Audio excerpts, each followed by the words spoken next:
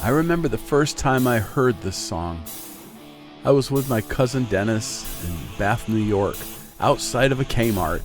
This was early, mid-1960s, and I heard this sound, this fuzzy, gritty, buzzing thing coming out of the radio.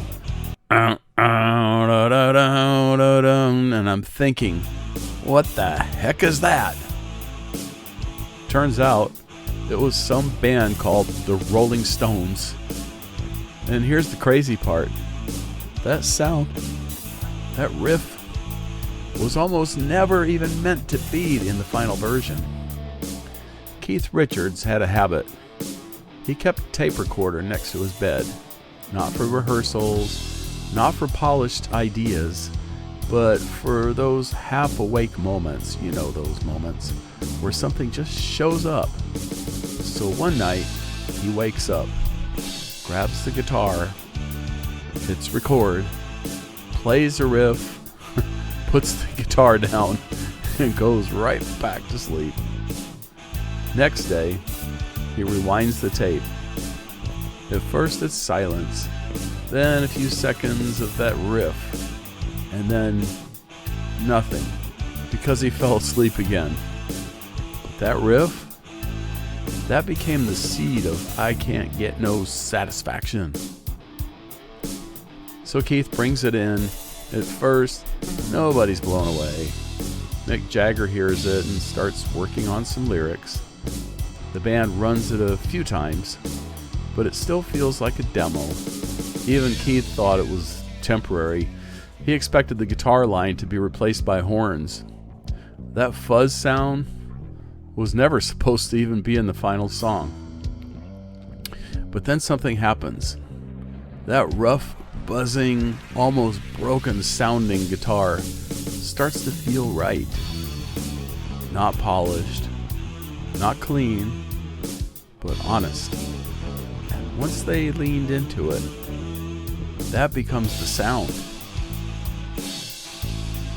When the song comes out, it explodes. Number 1 in the United States. Number 1 in the UK. You could hear it everywhere.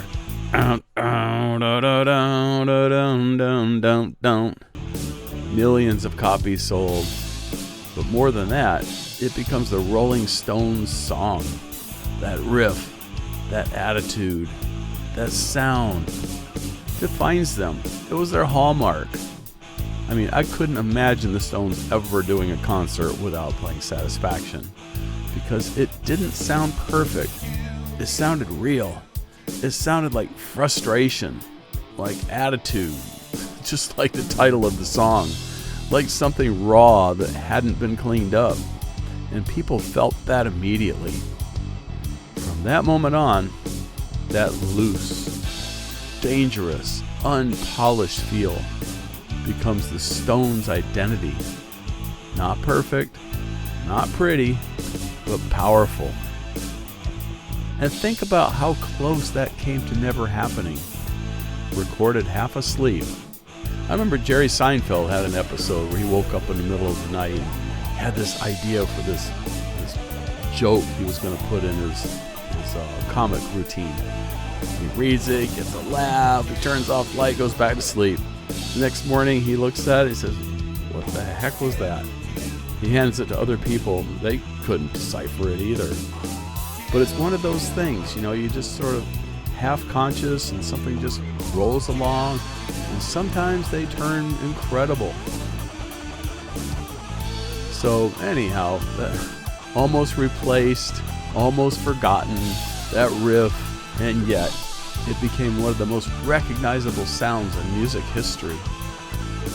One riff, one moment, half awake. Turn it up. Follow daily.